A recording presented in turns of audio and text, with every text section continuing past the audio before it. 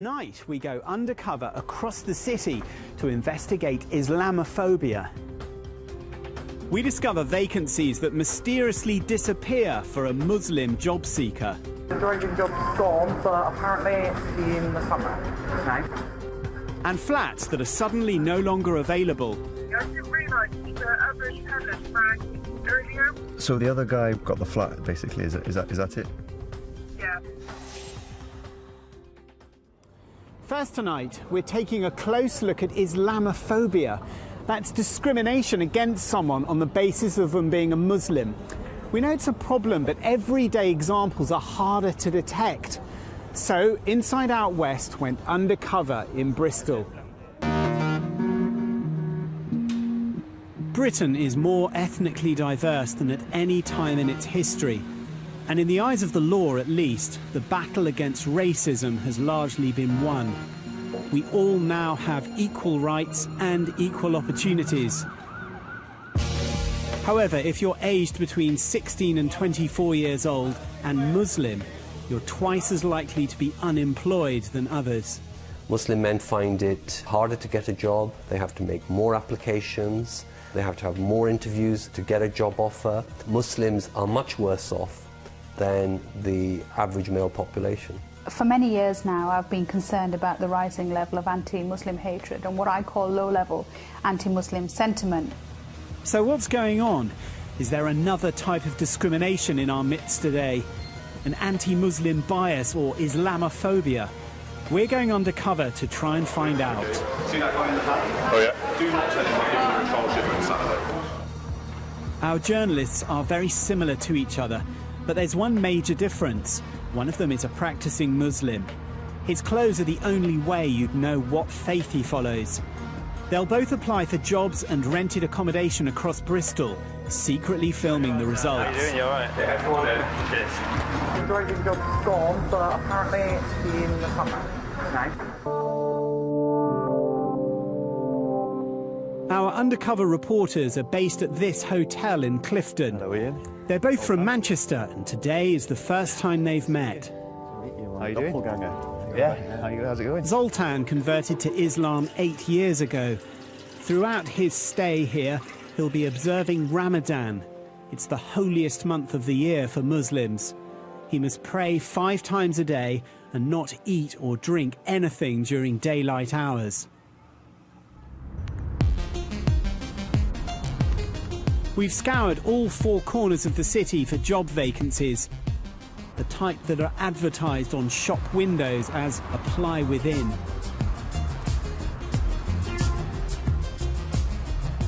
Both our reporters have amended their CVs so their experience and education are equal. Zoltan has also changed his name to Muhammad so that on paper at least it's clear he's a Muslim. We're in one of the city's suburbs. There's a job being advertised as a delivery driver for a fast food outlet. Before applying for it, they have to put their secret filming gear on.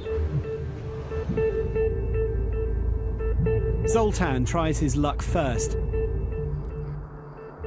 He shows the person that he has relevant experience on his CV. He's told he needs to own a car and have a clean driver's license and be insured. Okay, well, I'll leave it with you, so I can get the stuff if you need it. It's not a problem. Yeah. Thank you. He leaves his CV. 5 minutes later, and it's Ian's turn. Yeah, can do, yeah. Unlike Zoltan, he's given an application form and told to fill it in straight away.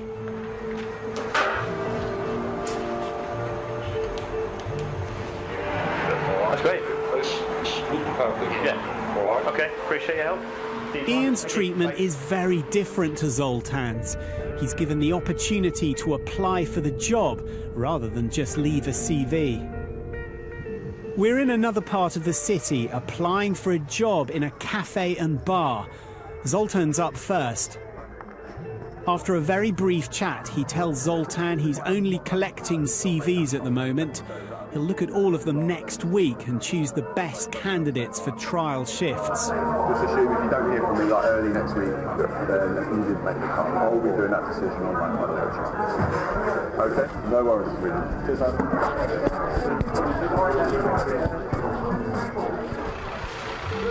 Ian tries his luck 10 minutes later. Immediately, it's clear things are different. Job that I've seen in the window. Cool. You got a CV, do? I have got a CV, yeah. The two exchange a bit of banter. Are you looking full-time, part-time? Well, whatever I can get, really. I mean, part-time's fine for now. He's then offered a trial shift. Can you come in for a trial on Saturday night? Yeah, should be able to do. This Saturday? Yeah. The manager suddenly spots Zoltan, who returns momentarily. Sweet. Okay. See that guy in the hat? Oh, yeah. Do not tell him I'm giving you a trial shift on Saturday. What's that? If you bump into him in the street and he wants to talk to you, do not tell him that. Because I told him he just did this. All right. And I told him that I won't be making a decision until next week. Okay, of course. So don't tell him. I'm not sure. I won't tell him. All right, mate. Nice one. I'll see you tomorrow. Thank you. And he just like nodded like that and turned around and he's like, you see that guy out there? Ian's treatment was obviously different to Zoltan's. Yeah, I'm not actually surprised. It's a bar. Basically, I thought it was a coffee shop, yeah, but it is actually It's a coffee shop by day, bar by night, yeah. So that kind of role, it's not something that you would find too many Muslims in general. Certainly, I mean, if they're practicing, that is, you know. But as far as he's concerned, you're going in for a job there, so you must be okay working there. Yeah, as far as he's concerned, He's not doing it on your absolutely, behalf, so like, he shouldn't be working around alcohol. It's not. That's right. We've since contacted the manager of the cafe, who says he didn't discriminate against Zoltan and had more things in common with Ian and struck up a better rapport with him. Our reporters also try and apply for jobs being advertised at two branches of a supermarket. At the first, the manager treats them both equally, telling them to apply online. Go online and register your details there. But at the other, it's a different story. There are 3 jobs being advertised here: store manager, store supervisor and delivery driver. Zoltan's up first. What did I see about the drug vacancies advertised? You can come and see me if you like. I need to find out what we have got, because I've been on holiday for 2 weeks, so I need to find out what I think we've only got a driving job in here at the moment. If you've got a driving license? Oh, I do, yeah. Full clean and all that. Been driving for 3 years? Oh, yeah. Yeah. And the rest. She goes to ask the manager about the vacancy. Apparently that one's going to be filled on Friday, so the driving job's gone, but apparently it's in the summer now. We're in the summer, whatever that means. So what do you mean it's gone for the whole summer? Yeah, it's basically, it'd be our Christmas tents and things that we take on about October for Christmas tents. So that's in store, that's not driving. Alright, my darling. Next up is Ian. Hey, are you still looking for store supervisors?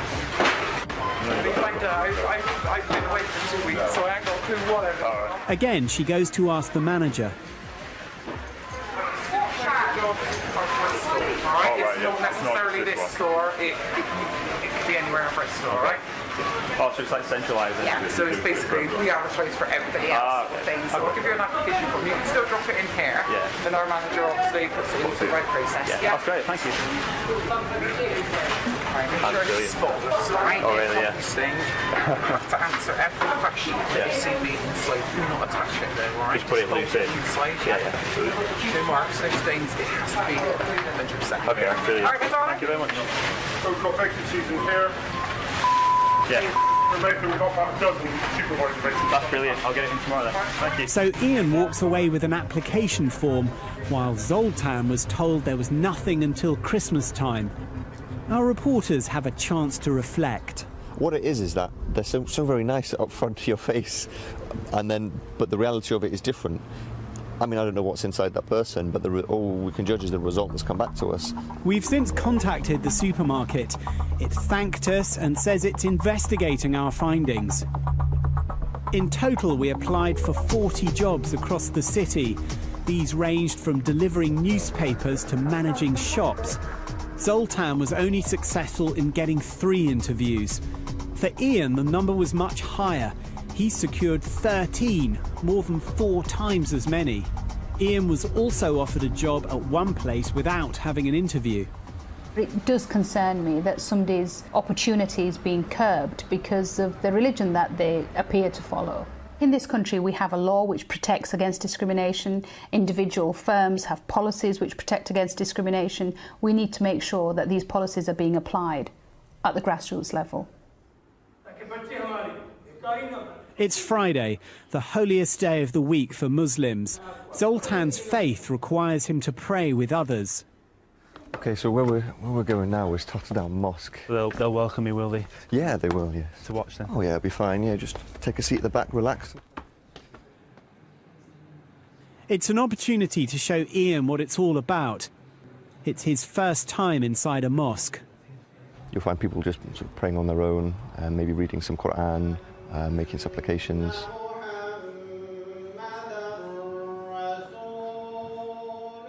And then they'll have the sermon, will be in Arabic and Urdu.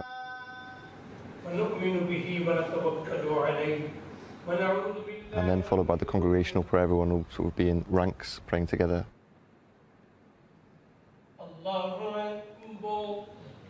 Afterwards, they get a chance to speak to the congregation and to see if they've experienced any discrimination themselves. I've experienced that as a member of this community growing up, but things have changed slightly. But also as a teacher, you know, writing references for students, you know, ethnic students, and thinking to myself, you know, you're a smart kid, you've done well in this course, you know, you should at least get an interview. And, you know, students contact me back and say, well, why I'm not getting it? And the last thing I want to say to them is because your name's not Bob Smith. Sure.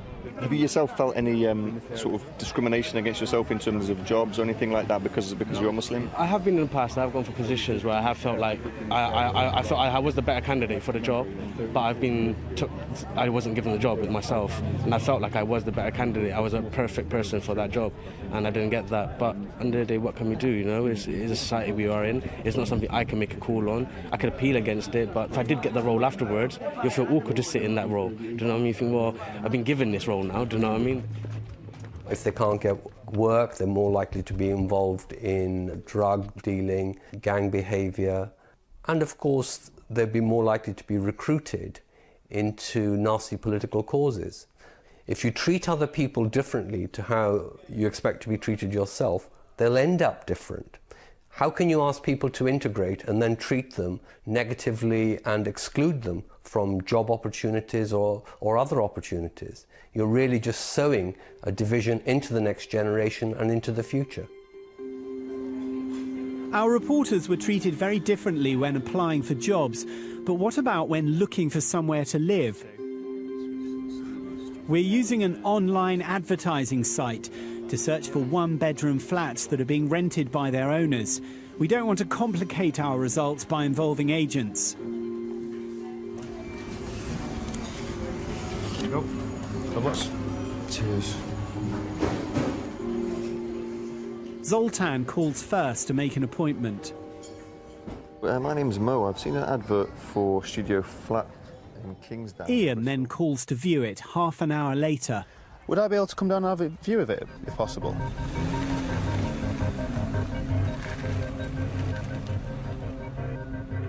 They head off to see it. Okay, good luck. And Zoltan's up first. Oh, I'm sorry. Come on, Chris. It comes with the wardrobe, no bed, little side. Half an hour later, and it's Ian's turn. It's the same drill. Obviously, just the wardrobe being left. Yeah. And the cabinet is her bed. The guys then take it in turn to call the landlady to say they both want the flat. By rights, Zoltan should have preference over Ian if she treats them on a first-come, first-served basis. Okay, thanks, bye. I told her that I really like the flat, I really want to take it, that I'd give her some money for the deposit is what we agreed so she can hold it. It's a done deal, and that's that. Okay, so I'll ring her now and see if it is actually on hold for you. All right, let's do that. How you doing? You all right? Yeah, not too bad. I was just ringing up because I've had a think, and I think I want to give you a yes if it's still available. Okay, yeah, that's not a problem. What I usually do is take £600 deposit. Do you need that like tomorrow or? Well, as soon as possible, because the other guy did say that he wanted it, but I don't know, it seems a bit strange, the other guy. He was like one of those rabbi people, I don't know. Okay. Yeah, he seems a bit weird, you know what I mean? So you were hoping I was going to call then? I was thinking, oh, the other guy reached out. Okay, yeah, that's great. I appreciate that. Yeah. She thought you were strange. Said, oh, he seemed a bit weird. Wait, she's calling me. Hello. Hi, Mel. Hi. Hi. You all right? Yeah, not too bad. I'm really sorry. I didn't realise the other tenant rang earlier when I was sorting out the baby, and my husband said, yeah, that was fine for him to take the flat. Oh, the other guy rang first. He rang at like 5:30, and I didn't realise. So the other guy got the flat, basically. Is that it? Yeah. Yeah. Despite promising it to Zoltan, she gives the flat to Ian, telling him a lie in the process. And the same happens on the other side of the city. The reporters are each shown around another flat by a different landlord. Zoltan rings up to say he wants it and is told it's his. He just needs to supply references. No problem at all, sir. Bye-bye. 5 minutes later, Ian calls. Oh, you've already had someone call about it? He tells him he's already promised the flat to Zoltan. Oh, okay. Oh, yeah, that'd be great, yeah. What would I need to do to secure it? But he still offers it to him anyway, telling Ian that he's a better candidate. Another flat viewing, and Ian doesn't do so well this time. And have you had much interest, or is it? I've just shown somebody who's interested, and the other second person I've shown. Okay. When Zoltan calls, she offers him the flat. Thanks. Bye-bye. And she stays true to her word when Ian calls. And I'd like to give you a yes if it's still available. Well, I just said yes to certainly change it for you. She tells him that Zoltan was before him and the flat's his. It's gone to him, I'm afraid. Oh, okay. No problem. In total, we viewed 10 flats around the city. Ian was promised 5, despite Zoltan being promised them first. He only managed to get 2. It's deeply concerning when people are not being allowed to fulfil their full potential, whether it's going for a job, whether it's applying for a tenancy. It's deeply concerning if people's opportunities are being stopped because of the faith that they follow, because it will impact on their life, but it will also impact on society. Check that out. Don't really get this in mind. No, you don't. It's the end of our 2-week investigation and time for our reporters to reflect on their findings. What's your overriding feeling about what's happened? We need to start talking about this because of the way Muslims are often portrayed in the media. Unfortunately, this has led to this sort of undercurrent of discrimination, and it needs to be opened up. We need to start speaking about it, because if we keep quiet, it's just going to embed further and become worse. It's been good. Yeah, it's been good. Nice one, Ian. Back to Manchester. Back to Manchester, yes. Let's go.